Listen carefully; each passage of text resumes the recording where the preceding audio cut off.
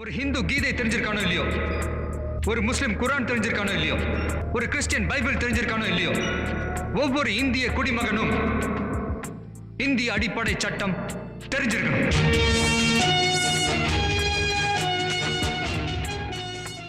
வணக்கம், சென்னை உயர்நீதிமன்ற வழக்கு ரமேஷ் பேசுகிறேன். ஏற்கனவே நான் இதை பற்றி ஒரு வீடியோ போட்டிருக்கேன். எத்தனை பேர் பார்த்தீங்கன்னு தெரில. உச்சநீதிமன்றம் ஒரு வழக்கில் தீர்ப்பு சொல்லியிருக்கு.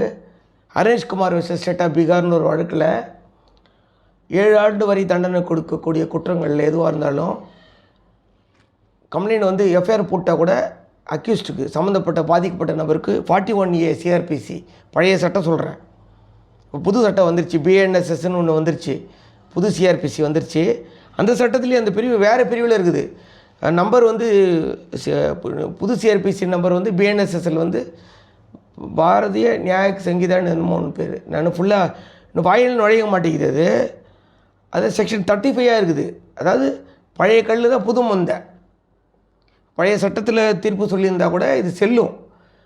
7 ஆண்டு வரைக்கும் தண்டனை கொடுக்கக்கூடிய குற்றங்களில் நோட்டீஸ் அனுப்பாமல் எஃப்ஐஆர் போட்டிருந்தால் கூட போலீஸ்காரும் மெக்கானிக்கலாக ரிமாண்ட் பண்ண முடியாது, மேஜிஸ்ட்ரேட் அந்த மாதிரி பண்ண முடியாது.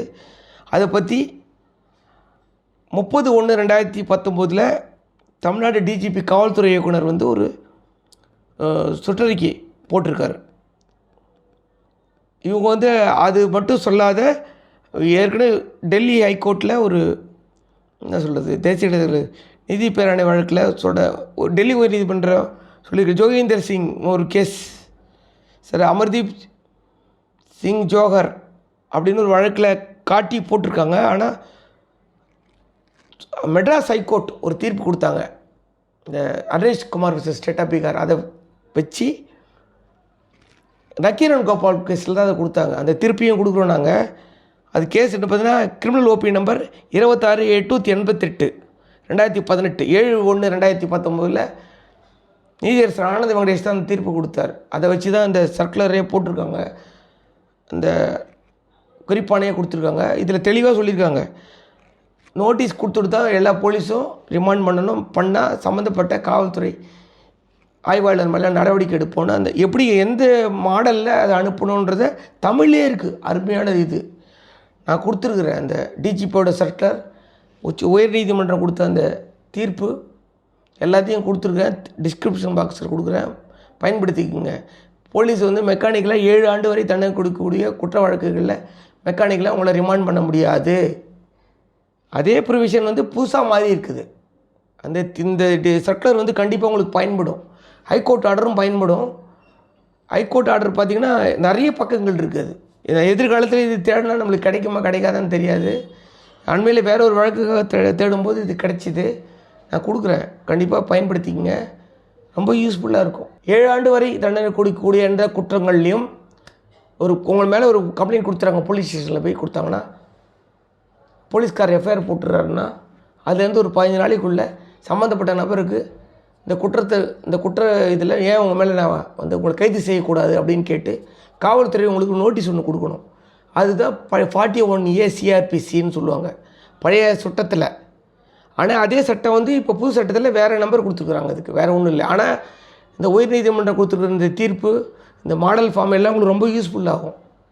இப்போ இந்த தீர்ப்பை பயன்படுத்தி, இந்த டிஜிபியோட சர்க்குலரை பயன்படுத்தி உங்களுக்கு நோட்டீஸ் கொடுக்காமல் உங்களை அரெஸ்ட் பண்ணிட்டாங்க அப்படின்னா இந்த வழக்கிலேருந்து விடுதலை இல்லை. நீங்கள் ஜாமீனில் ஈஸியாக வெளியில் வந்துடலாம். இது பொய் வழக்கு கூட நீங்கள் சொல்கிறதுக்கு இந்த தீர்ப்பு உங்களுக்கு ரொம்ப யூஸ்ஃபுல்லாக இருக்கும். நான் இதை பற்றி ஏற்கனவே ஒரு வீடியோ போட்டிருக்கேன். நான் ஹரேஷ்குமார் vs ஸ்டேட் ஆஃப் பீகார்ன்ற ஏற்கனவே வீடியோ போட்டிருக்கேன், போய் பாருங்கள். நீங்கள் 7 ஆண்டு வரை தண்டனை கூடிய குற்றங்கள் எதுன்னு பார்த்தீங்கன்னா பழைய சட்டத்தில் ஐபிசின்னு சொன்னாங்க, இந்திய தண்டனை சட்டம் சொன்னாங்க. இப்போ அது பிஎன்எஸ்ன்னு மாதிரி இருக்குது. அதுலேயும் பார்த்தீங்கன்னா 7 ஆண்டு வரை கொடுக்கக்கூடிய தண்டனை கொடுக்கக்கூடிய வழக்குகளில் ஏற்கனவே உச்சநீதிமன்றம் இந்த தீர்ப்பை கொடுத்துருக்கிறதால பழைய சட்டமாக இருந்தாலும் சரி, புது சட்டமாக இருந்தாலும் சரி, 7 ஆண்டு வரை தண்டனை கொடுக்கக்கூடிய குற்றங்கள் எதுவாக இருந்தாலும் காவல்துறை உங்களுக்கு நோட்டீஸ் கொடுத்து உங்கள்கிட்ட விளக்கம் கேட்காமல் உங்களை கைது செய்ய முடியாது.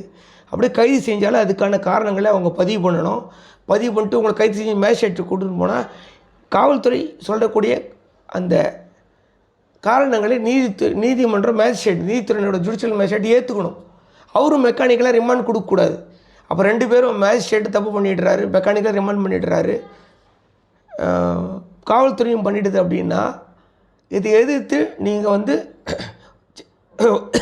சென்னை உயர்நீதிமன்றத்தில் ஒரு கண்டெம்ட் பெட்டிஷன் மூவ் பண்ணலாம். அதே மாதிரி ஒரு ரிட் பெட்டிஷன் போட்டு நீங்கள் இழப்பீடு கேட்க முடியும். அப்போ அதுக்கு இந்த தீர்ப்புலாம் இந்த சர்க்குலர் டிஜிபி போட சர்க்குலர் உயர்நீதிமன்றம் கொடுத்துருக்கு. தீர்ப்பை பாருங்கள், நிறைய பக்கம் நக்கீர் கேஸில் கொடுத்துருக்காரு. அற்புதமாக இருக்குது. உச்சநீதிமன்ற தீர்ப்பை பயன்படுத்தி தான் சொல்லியிருக்காரு. அது பழைய சட்டமாக இருந்தாலும் புது சட்டமாக இருந்தாலும் நான் சொன்னேன், பழைய கல் புது மந்த சொல்லுவார், மாப்பிள்ளை அவர் தான் சட்டம் எழுந்தில்லை அப்படின்னு சொல்கிறாருல்ல, அதே மாதிரி கணக்கு தான். ஆனால் இந்த தீர்ப்பு வந்து இந்த சர்க்குலர்லாம் உங்களுக்கு கண்டிப்பாக பயன்படும். நீங்கள் பின்னாடி தேடி பார்த்தீங்கன்னா கிடைக்காது, கொடுத்துருக்குறேன். இப்போ சட்டம் 41 சிஆர்பிசி வந்து வேறு பிரிவாக மாதிரி இருக்குது, அவ்வளோதான். ஆனால் இது ஏற்கனவே உச்சநீதிமன்றம் கொடுத்துருக்க தீர்ப்புன்றதால புது சட்டமாக இருந்தாலும் அது இருக்க 7 வரைக்கும் கொடுக்கக்கூடிய குற்றங்களில் இது கண்டிப்பாக உங்களுக்கு பயன்படும். அந்த ஃபார்மேட் படி போலீஸ் வந்து குற்றம் சாட்டப்பட்ட அக்யூஸ்டுக்கு இந்த படிவத்தில் நீ வந்து இந்த தேதியில் காவல் நிலையத்தில் ஆஜராகி இந்த கொடுத்துருக்க இந்த புகார் சம்பந்தமாக எனக்கு விளக்கம் கொடுக்கணும் அப்படின்னு உங்கள்கிட்ட நோட்டீஸ் கொடுத்து உங்கள்கிட்ட விளக்கம் கேட்கணும். அவங்க விளக்கம் கேட்காத மெக்கானிக்கலாக அவங்கள கைது பண்ணுறதோ அரெஸ்ட் பண்ணி ரிமாண்ட் வைக்கிறதோ பண்ணக்கூடாது. தெரியாமல் நீதிமன்றத்தில் கொண்டு போய் நிலைநிறுத்தினா கூட நீங்கள் சொல்லலாம் 41 சிஆர்பிசி ப்ரொசீஜரை சுப்ரீம் கோர்ட்டு கைட்லைன்ஸை போலீஸ் வந்து ஃபாலோ பண்ணல, அதனால் நீங்கள் என்ன காவலுக்கு உட்படுத்தக்கூடாதுன்னு மேஜிஸ்ட்ரேட்டு நீங்கள் அப்ஜெக்ஷன் பண்ண முடியும். அதை ரிமாண்டில் ரிப்போர்ட்டில் அவர் எழுதணும் கண்டிப்பாக. அது பண்ணாத விட்டார்னா நீங்கள் நடவடிக்கை நீதித்துறை நடுவர் மேலேயும் காவல்துறை மேலேயும் நீங்கள் நடவடிக்கை எடுக்க முடியும். 3 செக்ஷனில் கேஸ் போடுறாங்க. அந்த போடுற அந்த 3 செக்ஷனும் 7 வருஷத்துக்குள்ளே தண்டனை கூடிக்கூடிய குற்றங்கள் அது வருதுன்னா இந்த ப்ரொசீஜரை போலீஸ் கண்டிப்பாக ஃபாலோ பண்ணி ஆகணும். புது சட்டத்தில் வேறு செக்ஷனாக சொல்லியிருக்கிறாங்க, அதை போய் பாருங்கள். செக்ஷன் அதை 35 நினைக்கிறேன் பிஎன்எஸ்எஸில்.